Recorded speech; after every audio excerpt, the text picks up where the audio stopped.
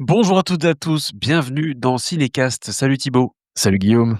Cinécast, c'est l'émission qui vous fait découvrir les dernières sorties cinéma et streaming. Et avant de plonger dans notre série du jour qui s'appelle The Abundance sur Netflix, pensez à vous abonner sur la plateforme de votre choix, à liker la vidéo si vous êtes sur YouTube ou à laisser un avis sur votre application de podcast favorite. Ça nous aide beaucoup. Alors, The Abundant, c'est une série qui sort donc du coup, cette semaine Thibaut, en début décembre sur Netflix.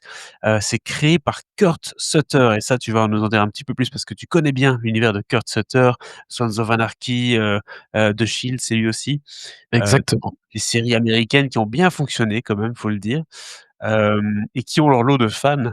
Et ici, il nous vient avec un western, avec, Lena Headey, Gillian Anderson et Nick Robinson, entre autres. Alors de quoi ça parle, The Abandoned? Ça parle du déjà ça se passe à Washington, dans le territoire de Washington en 1854.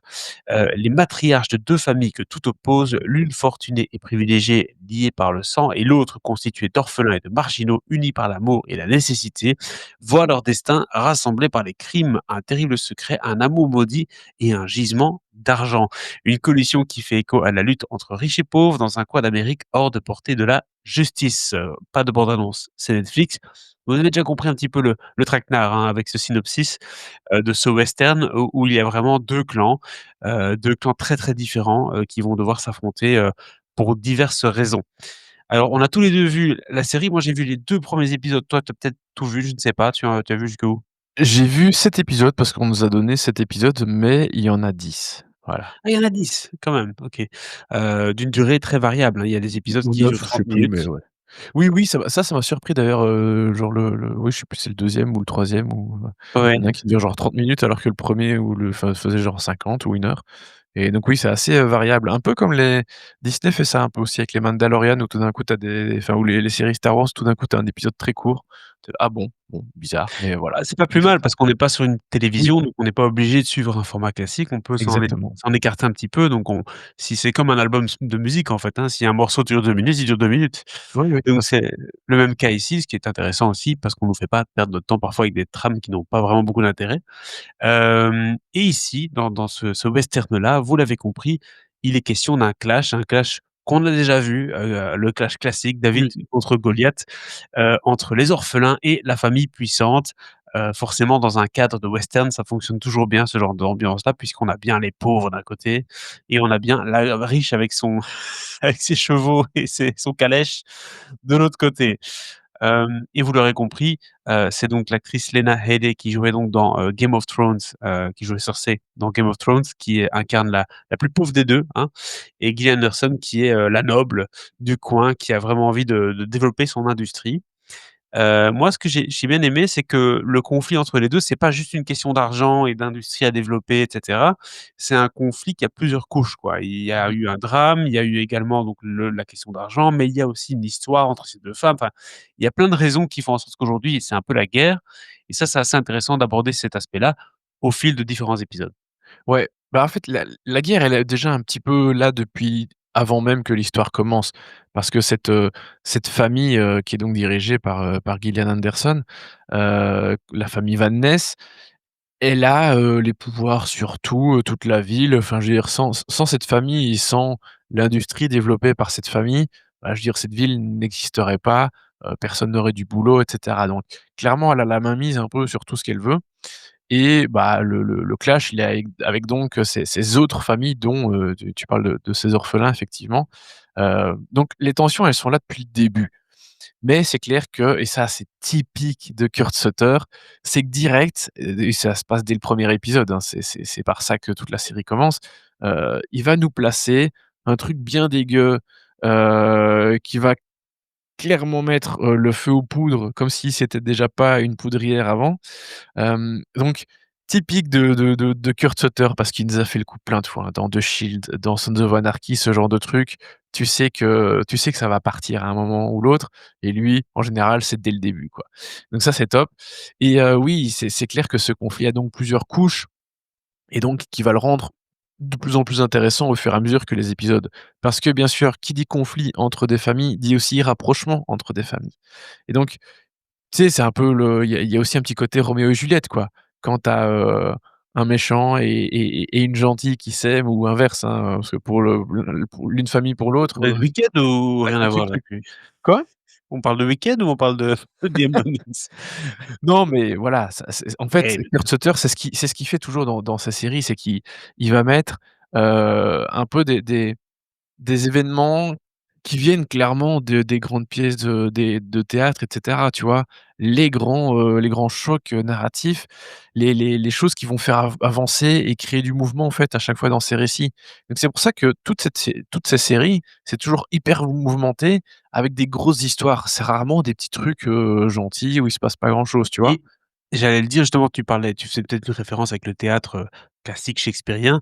Il y a un peu de ça aussi dans le scénario et dans la suite des événements. C'est-à-dire que quand vous regardez une série comme ça, vous avez un peu les grandes soupes qu'on nous ressort, voilà, l'histoire d'amour un peu cachée, le truc et donc c'est vrai que quand on peut sourire un petit peu en regardant la série parce qu'on se dit: «Ah ouh là, oui, il va dans ce chemin-là, quoi» et c'est vrai que ça peut être dérangeant. En même temps, bon, c'est ça qui fait le sel de la série, mais c'est vrai que c'est un mélange entre le bon western dramatique et Plus belle la vie par moment, heu et ça, il faut quand même pouvoir le reconnaître.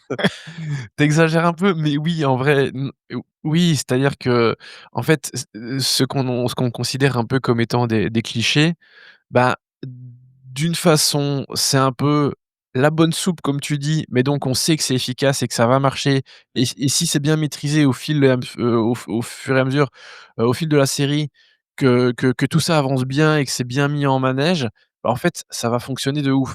Mais c'est clair que tu as ce côté effectivement qui est un peu cliché, où tu te dis: «Bah, oui, je pense que ça va se terminer comme ça ou comme ceci», voilà. Après, en général avec Kurt Sutter, enfin souvent, il y a des surprises et donc quand tu penses que tu vas dans une direction, à un moment, le mec, il t'attrape par l'autre côté et tu pars dans complètement autre chose et tu es là: «Waouh, il a osé faire ça». Tu vois, dans Sons of Anarchy, combien de fois il a pas tué des personnages ou des trucs comme ça où tu dis: «Waouh». D'ailleurs, un personnage qui meurt assez tôt dans la série, de Sons of Anarchy, c'est le personnage incarné par, Ryan Hurst, qui joue ici dans The Abandons et d'ailleurs c'est à part, la compagne de Kurt Sutter, Katey Sagal, qui a, comme dans toutes ces séries, un rôle, ici aussi. Voilà, c'est le seul que j'ai repéré du casting de Sons of Anarchy, Ryan Hurst, qui a un rôle très intéressant aussi, mais qui devient plus intéressant en deuxième partie de saison. Mais, mais voilà, c'est un mec qui aime les rebondissements et qui arrive à surprendre malgré le côté parfois un peu prévisible des intrigues et je pense que c'est quelque chose avec laquelle il aime beaucoup jouer. Voilà, c'est pouvoir un peu manipuler le spectateur et te dire: «Ah bah non, toi, je sens que tu vas avoir envie qu'il y a ça qui se passe et en fait, je vais te mettre ça dans la gueule et tu vas pas t'y attendre et donc on va repartir, pour un autre tour», tu vois? L'autre aspect qui me faisait penser à des séries un peu plus, on va dire, classiques, mainstream et peut-être, les séries, tu sais, d'il y a 10-15 ans sur AMC et des trucs comme ça, Ouais. c'est le casting des jeunes, hein, principalement, où on a cette impression que c'est des BG, à qui on a mis un peu de boue sur les joues pour faire genre. Donc il y a ce côté un petit peu, Ils sont un peu trop beaux, parfait. c'est ça que tu veux dire? Un peu trop beau, un peu trop propre, pour un western, alors que pourtant des actrices comme, Lena Headey qui joue, son rôle à fond, la colère, ça c'est toujours son émotion qu'elle gère très bien Ouais. et voilà, elle le fait très bien ici aussi, ça reste toujours efficace son rôle. Là, les jeunes m'ont un peu moins convaincu parce qu'ils sont un peu trop lisses à mon goût pour un western, sanglant. Bah, Hem, disons il y a qu'il y en a, voilà, ils viennent d'une famille alors c'est famille noble, c'est pas c'est une famille riche, qui est bien, qui est un peu plus aisée, donc forcément, oui, oui, les personnages joués par Lucas Steele et Aisling, Franciosi, donc les frères et sœurs Van Ness, bah, oui, ils sont un peu plus, propres. ils sont rasés de Après, c'est près. vrai que ouais, il y a Diana Silvers que je trouve très bien aussi, qui a un rôle très intéressant dans la série, qui est vraiment, enfin, en fait, honnêtement, tous les comédiens, je les trouve bien et Mmh. c'est un sacré casting, hein, parce que vraiment, je peux vous dire 10 noms, peut-être que les noms vont pas vous allez peut-être pas percuter, mais vous allez voir leur visage et vous allez faire: «Ah oui, lui, je l'ai vu dans ceci, lui, je l'ai vu dans cela». Mmh. Ça n'arrête pas, hein. Mickey Loisman, Nick Robinson, j'ai dit Lucas Steele, hein, qui était dans les X-Men, Diana Silver, je sais plus, je saurais plus te dire les noms des trucs, mais voilà. Vraiment, quand même, gros, gros casting. Et non, je trouve que quand même le la famille, enfin les plus pauvres font un peu plus pauvres quand Ouais. même si oui, il y a un peu ce truc genre, des belles dents quand même et voilà donc ça peut être un peu trop propret par moment, c'est vrai. Mais c'est pas le plus grave. Évidemment, par contre, tu l'as dit, gros casting, grosse production également, puisqu'on est quand même dans des décors assez naturels, ça fait Ouais. quand même plaisir à Ah, voir ils et sont on est top, hein. aussi dans des villages qui sont reconstruits, des décors de villages de western, qu'on n'a pas toujours vus dans les westerns actuels ou autres, donc c'est Non. c'est plaisant. Ouais, On a ouais. vraiment l'impression d'être dans l'Oregon et ça, c'est toujours chouette quand on regarde une série comme ça, d'être un peu dépaysé et de vivre ce western aussi par l'ambiance. Même Ouais, il y si a même si, moi qui adore les westerns, notamment grâce à Red Dead Redemption et l'amour que j'ai pour ce jeu-là, où l'ambiance sonore est très importante avec, ces petits, tu sais, le petit harmonica un peu, du fond des bois. Ici, on a un mélange entre, le western, on va dire Ennio Morricone et puis après, on peut avoir du limite du Backstreet Boys revisité, je sais plus quelle est la chanson qui termine le premier épisode, je l'ai ça plus je sais comme ça plus. en tête, mais c'est presque U2 quoi, je pense. Et donc là, c'est vrai que c'est un peu le moment où tu dis: «Ah, pardon quoi?» Un peu à la La Frère musique du Scott. générique, ça passe. Ils vont nous sortir une musique un peu, voilà, américaine où il y a une chanson de Lover et tu te dis: «C'est bizarre quand même de faire ça alors qu'il y a 2 minutes c'était les crickets et l'harmonica». Donc c'est vrai que c'est un peu space comme ambiance, c'est bon, c'est moderne, c'est ricain Ouais. et ça, il faut le savoir aussi forcément, ça peut nous retirer un peu de tout ça. Maintenant bon, voilà, Bah, il y ça a reste déjà eu, hein, des trucs du enfin, alors c'était un peu différent, mais dans Westworld, hein, il y avait des réorchestrations comme ça de morceaux, tu c'est sais, je me vrai. souviens Au il y avait piano Painted alors, au Black, piano. des Rolling Stones, qui était Ouais, ouais. remixé, ouais, dans une version, piano, genre orgue, je sais plus quoi, enfin bref, c'était un Non, peu, c'était un piano dans Westworld, tout à c'était fait. juste plus du piano, c'est ça? Ouais, Enfin bref, voilà. donc Mais voilà, ça oui, c'est vrai que peut la musique, ça peut, moi ça m'a vraiment pas gêné, mais je comprends ta remarque. mais bon, voilà, à côté de ça, si vous êtes à mon avis, si vous êtes friand des séries de Kurt Sutter, vous allez pas être trop choqué par la proposition ici. Au contraire, vous allez sans doute bien l'apprécier. Donc c'est pour ça que Netflix a misé dessus, hein, très clairement. Ils ont été chercher le créateur des séries, bien connues pour faire leur propre série. Je suis assez étonné qu'on n'ait pas beaucoup entendu parler de cette série-là, jusqu'ici, en termes de marketing et tout, c'est assez discret. Il y a eu Stranger Things forcément qui est sorti, qui a pris beaucoup de place. Ah Mais voilà, c'est comme une série sur laquelle ils peuvent miser, oui, oui, quand on bah, sait oui, parce que que je pense qu'il y a un public pour ça, hein. En même temps, tu vois, les voilà, séries western, il y en a eu quelques-unes et elles sont souvent bonnes, hein. C'est rare les séries de western qui sont vraiment ouais. ratées. Yellowstone par exemple, est une Bon, les référence, plus dans la récentes, bien matière. sûr, et puis dans celles d'il y a une dizaine d'années, genre, Hell on Wheels, qui était vachement bien, aussi avec une grosse, production design qui était vraiment costaude. Puis bon, évidemment Deadwood, hein, la référence en la matière, mais voilà, il y a quand même quelques exemples de très bonnes séries, de western. Et puis il y avait eu le truc là américain, je sais plus quoi là, sur l'histoire américaine l'année dernière, heu, en quelques épisodes, bref. Dans Il y a quand l'ense même des bonnes références, quoi. Tout à fait. Donc franchement, c'est pas du tout une mauvaise pioche, ce Abandon, ça se regarde très bien Ouais. et oui, je vais le dire quand même, je trouve que moi j'ai vu les 2 premiers épisodes et je trouve ça assez engageant. J'ai envie de regarder la suite, ce qui n'est pas toujours le cas avec une série. Donc Non. ça veut dire que ça a réussi quand même une partie de son pari, même si voilà, on n'est pas devant Breaking Bad ou devant une série qui va changer votre expérience, télévisuelle, ce week-end. Non, non, c'est sûr, et même, sur, enfin, sur l'échelle Kurt Sutter, on n'est pas au niveau de Shield ou de Sons of Anarchy qui restent quand même ces 2 Voilà. grandes séries.